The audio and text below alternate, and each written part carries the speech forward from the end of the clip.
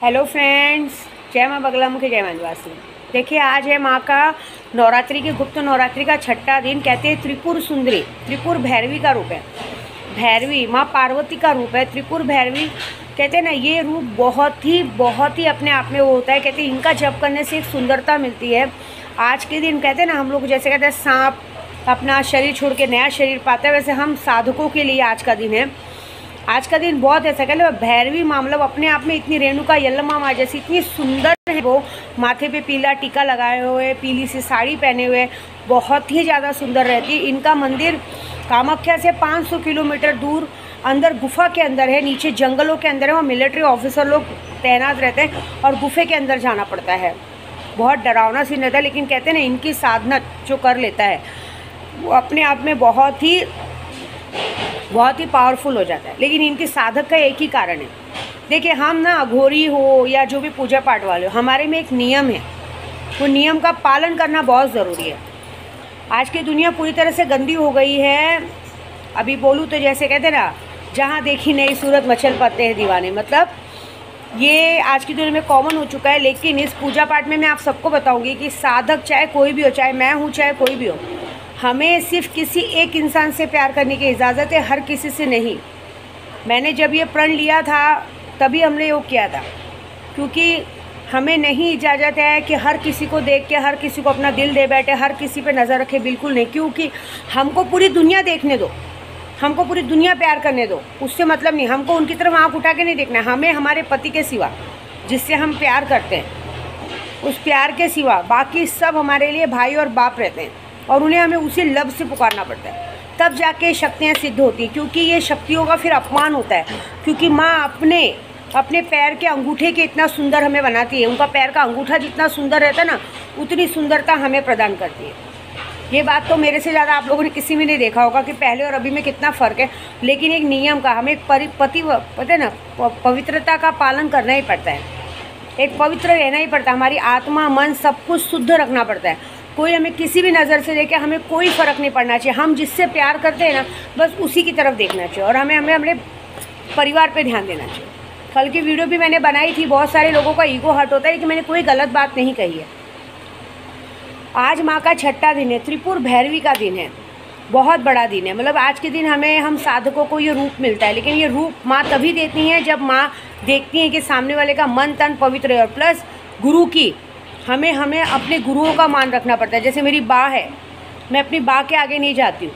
मेरी बा के आगे कोई नहीं जा सकता। उनकी 7 पीढ़ियों से कोई पंगा नहीं ले सकता। मैं एक बात बताऊँ आपको, मुझ पे जो लोग वार करते हैं ना, बाबागिरी करते हैं, मुसलमान के पास जाते हैं, इसके पास जाते हैं, चाहे कुमाता हो, चाहे कोई भी हो, चाहे मैडम माया हो, वो मुझसे तो एक बार जीत भी जाएंगी, लेकिन मेरी बा से नहीं जीत पाएंगे। क्योंकि उनके 7 पीढ़ियों से कोई जीत नहीं पाया। मैंने आपको एक बार बताया था ना कि मैंने बा का कड़ा निकाल के अजमेर शरीफ में रख दिया था। वो 3 महीने बाद वो कड़ा वहीं पड़ा था, और मेरे खादिम ने वहाँ से मुझे कुरियर किया था वो कड़ा। उनसे कोई नहीं जीत सकता। आप यकीन नहीं मानेंगे, जब से मैं बा के घर से आई, उन्होंने ठीक से मुझे केशव के पापा से भी बात नहीं करने दी है। उन्होंने एक ही बात कही थी कि जिस आदमी को ये समझ में नहीं आता है कि कौन उसके लिए कितना अच्छा है, उस आदमी के सामने बीन बजाने से कोई फ़ायदा नहीं है। उसे उस गंदगी में रहने का शौक़ है, उसे उस गंदगी में रहने दो। जब उसको कोई फ़र्क नहीं पड़ता है कि सामने वाला मेरे साथ दगाबाजी किया, गलत किया है, फिर भी उसे उस चीज़ों को गंदी चीज़ें कहते हैं। गंदा कौन खाता है मालूम है? पागल इंसान खाता है। एक पागल इंसान के सामने आप लैट्रिन भी फेंक दो ना, तो वो भी उठा के खाएगा। इसीलिए ये सेम हालत केशव के पप्पा की है। बुरा नहीं माने, उनको सब कुछ पता रहते हुए भी जहर पीते हैं। उन्हें लगता है कि जो उन लोगों के साथ रह रहे हैं वो बहुत ईमानदार हैं। तो मेरी बा ने तो यही कहा है, उसकी ज़िंदगी उसको जी लेने दो, तू बीच में नहीं आएगी। आप यकीन नहीं मानोगे, जब से मैं अब तक आई हूँ ना, आज तक मेरा पूरा हफ्ता होने आ गया बाकी यहाँ से आके, मेरी कोई ठीक से बातचीत नहीं हुई है। मैं कर ही नहीं रही हूँ, क्योंकि मुझे इच्छा ही नहीं हो रही है। मैंने क्या कहा, वो क्या करेंगी मालूम है? वो मेरा मन ही हटा देंगे उनकी तरफ से। उनको फिर वो समझाएंगे, उनको वो चीज़ें समझ में आएंगी। जब उन पर वो बीतेगी ना, तब उनको समझ में आएगा। क्योंकि मेरी बा मेरे में और बाकी लोगों में बराबरी दिखाना चाहती है कि मेरी बेटी तेरे घर, तो तुम्हारे घर वालों के जैसे बराबरी में नहीं है, तू उसको अपनी बराबरी में मत खड़ा कर। क्योंकि उसके और मेरी बेटी में ज़मीन आसमान का फ़र्क है। वो ऐसी है, तो मतलब उनसे कोई जीत ही नहीं सकता है। और एक बात समझ लेना, मुझे बात करने से मना करके कोई खुश नहीं हो कि चलो पीछा छूटा। माँ है ना, माँ ऐसी होती है ना कि जब अपने बच्चों पे प्राण आते हैं तो पहले माँ अपने बच्चों को हटाती है कि बेटा बल से अच्छा त्याग, तू पीछे हट जा। लेकिन माँ खड़ी होती है, मैंने क्या कहा, मेवाड़ की राज रानी आके खड़ी है, तो वो पीछे तो मुझे हटा दी है, लेकिन वो उन सबको बराबर करेंगी जिनकी वजह से काम हुआ है। ऐसी बात है, ये होती है माँ का। क्योंकि मैं जानती हूँ मेरी माँ को, अगर उनको कोई आदमी नहीं पसंद है, अभी जैसे मेरे घर में भी अगर कोई इंसान है और उसको वो नहीं पसंद है, माँ को मालूम है कि ये मेरी बेटी के लिए षड्यंत्र रच रहा है, मेरी माँ उसका पूरा रास्ता करेंगी कि निकल जा, मतलब ऐसा कुछ मेरा माइंड करेंगे कि मैं खुद ब खुद उस इंसान को निकाल दूँगी। क्योंकि उन्हें चीटिंग, दोगलापन, फालतूगिरी बिल्कुल पसंद नहीं है। क्योंकि वो एक ही सवाल करती है, मेरी बेटी ने तुम्हारे साथ दोगलापन किया क्या, मेरी बेटी ने तुम्हारे साथ कुछ गलत किया क्या। हर तरह से समर्पण भाव रखती है ना, तो तुम क्यों जिस थाली में खाओ उसी थाली में छेद क्यों, तुम लोगों को सब कुछ मिल रहा है ना, वो बात वो चिल्लाती है। मेरे घर में बहुत सारे लोग थे, काम पे सबको निकाल दिए, क्योंकि उनको ये था हर तरह का सुख देने के बाद भी चीटिंग क्यों, ऐसी क्या कमी पड़ जाती है कि तुम लोग ऐसा करते हो, ये बात है। और माया मैडम के लिए तो क्या कहें, माया मैडम के पति को उन पर बड़ा विश्वास है कि ये गलत नहीं कर सकते। अभी जो हमने भागने वाली बात कही है, अब मैं एक छोटा सा सैंपल देती हूँ। चलो, जैसे अभी मेरा केशो हो गया, अब केशो तो होने ही वाला है, क्योंकि फाइनली मैं सच बोलूँ ना, मुझे मेरी माँ ने सिर्फ 28 तारीख तक का टाइम दिया है। अगर 28 तारीख तक नॉर्मल डिलीवरी नहीं हुई तो मेरी माँ ने कहा है कि मार्च में 28 तारीख के बाद घर वर शिफ्ट करके तुम 2-3 तारीख को यहाँ आओगे और मैं यहाँ पे अपने अंडर में आप तुम्हारा ऑपरेशन करवा के बच्चा करवाऊंगी, और तुम्हें आना ही पड़ेगा। अगर तुम नहीं आओगे तुम्हारा शंकर भाई तुमको जाके बॉम्बे से लेके आएगा, और यहाँ आके बच्चा पैदा करके 1 महीना रह के बच्चा लेके घर पे जाओगी। तो फाइनली समझो केशव आ गया। तो मैं एक सैंपल लड्डू की मम्मी का देती हूँ। फिर लड्डू की मम्मी क्या सोचेगी कि अब मेरे लिए कुछ बचे ही क्या इधर। पहले तो मेरा पति चला गया, मेरी गलती की वजह से मैंने ध्यान नहीं दिया, तो वो हो गया विद्या देवी का। अब जब केशव हो जाएगा तो उसकी ज़िंदगी में क्या बचेगा, उसके दिमाग में डर आ जाएगा ना कि जब विद्या मैडम आ गई तो मेरे पर इंसान आँख उठा के नहीं देखता है, बच्चा पैदा होगा तो सारी खुशी ख़त्म है, तो आदमी क्या करेगा, रुक के बताओ। रुकेगा ज़रूर, मैं ऐसे एक सैंपल दे रही हूँ। वैसे ही माया मैडम का बता रही हूँ कि माया मैडम के पति को माया मैडम में पूरा विश्वास है कि वो भागेगी नहीं। कैसे नहीं भागेगी, जब उसकी ज़िंदगी में कुछ बचेगा नहीं तो रुक के क्या करेगी, और क्या करेगी ऐसी ज़िंदगी लेके। अरे उस माया मैडम पे आप भरोसा कर रहे हो, उस माया मैडम पे। अरे वो माया मैडम तो बहुत पहले कभी भागने वाली थी, मैं आपको बताऊँ, पिछले साल मतलब नवंबर में जैसे उसे पता चला था कि सब लोग जेल जा चुके हैं, उसके बाद उसने कम से कम 3 कोशिश की थी दवाई के बहाने भागने की। फिर उसके बाद उसको तो ये खबर ही नहीं थी कि शायद जो लोग गए हैं वो लोग वापस आ जाएंगे, इतनी जल्दी बेल हो जाएगी और वो लोग घर वापस आ जाएंगे। 3 बार कोशिश की गई है मेडिकल के बहाने, दवा के बहाने भागने की, क्योंकि ये एक बहाना था। लेकिन उसमें ये हो गया कि सामने वाले आ गए और वो फंस गई। अब वो फाइनली जाने वाली है, क्योंकि देखो जिस औरत के अंदर लाज लज्जा शर्म नहीं होती है, जो घर के सगे भाई को जो जेठ होता है, मैं माया मैडम के बारे में बोल रही हूँ और माया मैडम का नाम नहीं ले रही हूँ, बुरी उसको ही लगेगी जो माया मैडम ने ये काम किया होगा। जो औरत जेठ मतलब भाई बाप का रूप होता है, अगर एक टाइम बाप नहीं रहता तो बड़ा भाई जेठ जो होता है ना बाप का रूप होता है। जब उसने अपने स्वार्थ के लिए बाप जैसे आदमी मतलब जेठ के साथ सो के बच्चा पैदा कर सकती, ना जेठानी का सोचती है ना जेठानी के बच्चों का सोचती है, वो औरत इतनी गिरी हुई रहती है, अपने स्वार्थ के लिए झूठ बोलती है। आप सोचिए वो उस पर विश्वास कौन कर सकता है। अगर एक टाइम वो ये गलती करके अगर अपने पति को ये बताए ना खुशी खुशी कि हाँ मैंने ये गलती की क्योंकि मुझे बच्चा चाहिए था, तो मुझे नहीं चाहिए था कि तुम्हें कोई ये बोले कि तुम नामर्द हो, कोई ये ना बोले कि तुम बाप नहीं बन सकते हो, वो बात अगर वो सच बोलती ना तो वो महान होती। लेकिन वो झूठ अपने स्वार्थ के लिए एक तो पहले गलती करती है, उसके बाद बच्चे का बाप किसी और को बना देती है। उससे अच्छी तो भली मैं हूँ, है ना। मैं तो देखो पूरी दुनिया के सामने चीख चीख के कहती हूँ कि मेरे बच्चे का बाप कौन है, मुझे पता है। तो उस माया मैडम से क्या उम्मीद रखी जा सकती है, आपको लगता है? और क्या है ये जो बातें जब मेरे दिमाग में डाली जाती है ना कि माया मैडम अच्छी है, माया मैडम ऐसा कुछ नहीं करेगी, अच्छी बातें नहीं करेगी, लेकिन जो हमें दिखता है हम कैसे है ना, डॉक्टर, वकील और पंडित कभी झूठ नहीं कहते। अगर पंडित कहेंगे कि तुम्हारा इतना साल खराब है तो खराब ही रहता है। मैंने कहा है ना ये राशि वाले, अरे उस माया मैडम पे विश्वास कर रहे हो जो माया मैडम पति के दोस्तों के आने पे चोरी चोरी नज़रों से पति के दोस्तों को ताड़ती है, स्माइल करती है, वो ईमानदार है। उसको अपने पति से ज़्यादा उसके दोस्तों को ताड़ना पसंद आता है ना। झूठ तो नहीं बोल रही हूँ ना, सच बोल रही हूँ ना। ऐसा होता है। और कहते हैं ना, ऐसी बहुत सारी बातें हैं। उसके बाद उस आदमी को ये क्यों नहीं समझ में आता है कि जब से माया मैडम की राशि इतनी ख़राब है कि माया मैडम का पग अच्छा नहीं है, जब से माया मैडम तुम्हारी ज़िंदगी में आई, तुम्हारा सब कुछ ख़त्म हो गया। एक वक्त था कि इस दुनिया के सबसे नंबर 1 गाड़ी इंसान पहले ख़रीदता था। आज एक वक्त तब आया कि उसे उस दोस्तों के पास काम करना पड़ा जो दोस्त उसके जूते कपड़े लेके पहनते थे। उस औरत का पायगुन इतना ख़राब था कि आने के बाद एक्सीडेंट हो गया, सारा घर तबाह हो गया, बिज़नेस तबाह हो गया, घर में आदमी नशेपंती में बैठने लगा। उसके बाद क्या हुआ? उसके बाद एक सपोला पैदा हुआ। वो सपोला पैदा होने के बाद क्या हुआ मालूम है? इंसान ने जो नहीं देखना था, पूरे घर के ऊपर साल भर में विपदा आ गई। 2 बार आदमी, एक बार आदमी गले से फांसी लगा के लेने से मरने से बचा। और उसके बाद क्या हुआ? कहते ना, इंसान 2 चीज़ बोलते हैं कि घर भगवान ना करे सांप ना दिखे, और भगवान ना करे कि कभी जेल का मुँह दिखे। तो कोर्ट कचहरी कोई नहीं जाना चाहता है, ना मैं ना आप ना कोई जेल का हवा खाना चाहता है।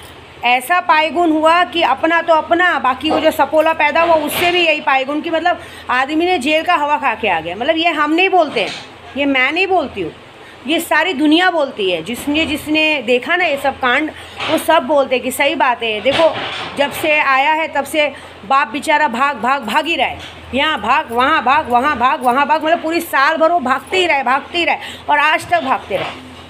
अब देखो, सब बोलेंगे कि किसको बोल रही है? मैं माया मैडम को बोल रही हूँ। अब माया मैडम कौन है मुझे नहीं पता, नाम तो ले नहीं रही हूँ। नाम इसलिए नहीं लेती हूँ कि कहने वालों को इशारा काफ़ी, जिसको पता है जिसने किया है, और जिसने नहीं किया उसको बुरा नहीं लगना चाहिए, ऐसी बात। तो ऐसी औरतों पे विश्वास करने से अच्छा अपने आंखें खोलो ना। आंखों में क्या बटन डाल के रखा है? दिखता नहीं है, सबको दिखता है। एक बात बताओ, हमें कोई आदमी गंदी नज़र से देख रहा है, हमें पूरी तरह से महसूस हो रहा है, फिर भी अगर हम अनजान बने कि हमको दिखता नहीं है तो गलत बात है ना।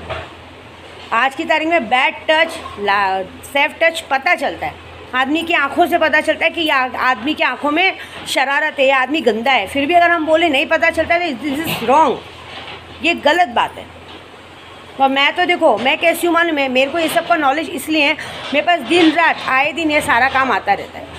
अभी हमारी पूरी टीम लगी है इस काम में, हमारी पूरी टीम इस काम में लगी है कि जिस माया मैडम पे इतना भरोसा किया जा रहा है, देख लिएगा वही माया मैडम जब किसी के साथ भाग जाएगी और तुम्हारे घर की इज्जत की ताड़ कर देगी ना, उस दिन मैं देखना चाहती हूँ किसके सामने सब क्या आँख उठा के देखते हो। क्योंकि हम नहीं कर रहे, ये उसने बहुत पहले से फैसला करके रखा है। वो कैसी है, क्या है, पता चलेगा। उसका सच लाने के लिए हमारी पूरी टीम लगी है। सच बोल रही हूँ, पूरी टीम लगी कि माँ, क्योंकि देखो हमारे लिए मती फिराना कोई बात नहीं, हम उसको ऐसा करेंगे कि जो उसके दिल में पकड़ा है ना वो उसकी ज़बान पे आएगा, वो ज़बान से बोलेगी वो बात। और अगर बोल दी तो बोलो विद्या देवी को क्या देंगे गिफ्ट उनके पति या उनके घर वाले। विद्या देवी को क्या गिफ्ट देंगे अगर उसकी असलियत मैंने सामने ला दी तो? मैं तो लाऊंगी, पूरी दुनिया के सामने लाऊंगी। सिर्फ मैं नहीं देखूंगी, पूरा समाज देखेगा, पूरी दुनिया देखेगी, पूरी एरिया देखेगा। अगर मैं ला दी तो क्या दोगे बताओ? क्योंकि एक बात बताऊँ, चोर चोरी किए बगैर नहीं रह सकता। चोर 2 दिन 4 दिन 5 दिन बगैर खाना खाए रह सकता है, लेकिन चोरी किए बगैर नहीं रहता है। अब एक दारू पीने वाला इंसान बगैर दारू पिए एक दिन रह सकता है क्या? कितना दिन शरीफ बनेगा? एक ना एक दिन तो अपनी आखिरत आएगा। वैसे ऐसी माया मैडम लोग जिनको 10 जगह मुंह मारने की आदत है, वो एक जगह रह ही नहीं सकती। उनको एक जगह का खाना पसंद ही नहीं आएगा। उनको पति का मंगलसूत्र क्यों चाहिए मालूम है? पति क्यों चाहिए? अपनी गंदगी छुपाने के लिए, अपनी असलियत छुपाने के लिए कि अरे मैं तो पतिव्रता हूँ। ये सब कामों के लिए विद्या देवी एकदम माहिर है। आपको नहीं पता है, मैंने अभी अपने घर में सबको आना बंद किया, नहीं तो पहले मैं जहाँ रहती थी सब लाइन लगती थी और आए दिन मेरे पास ये काम आता है। एक लेडीज़ लोग काम देती कि माँ ऐसा कुछ करो ना कि ये घर छोड़ के भाग जाए, पागल हो जाए, बोल दे, लेकिन हम लोग नहीं करते। मेरे पास तो ऐसे लोग आते हैं कि माँ ये ऐसी औरत का असलियत खोलो। डेली मुझे सौत का काम, इसका काम, उसका काम आता है, सब आता है मेरे पास काम। इस काम के नॉलेज से मैं बोलती हूँ 101%। आज तक मेरा कहा हुआ एक भी बात गलत नहीं हुआ है।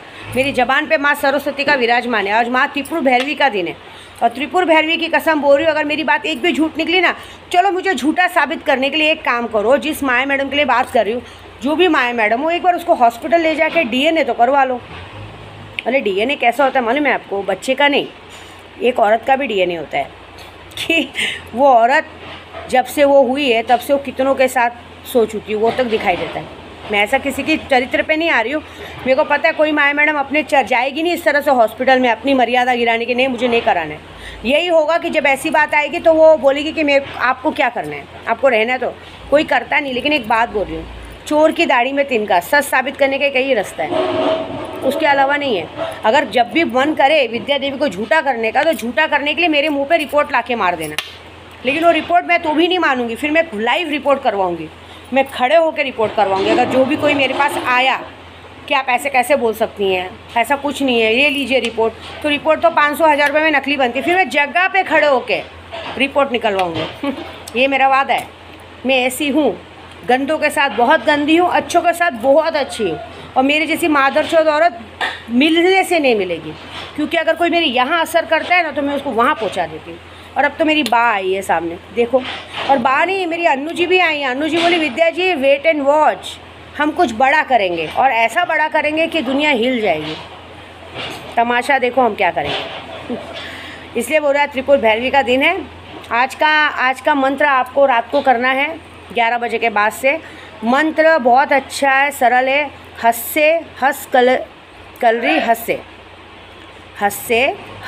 कलरी हंसे।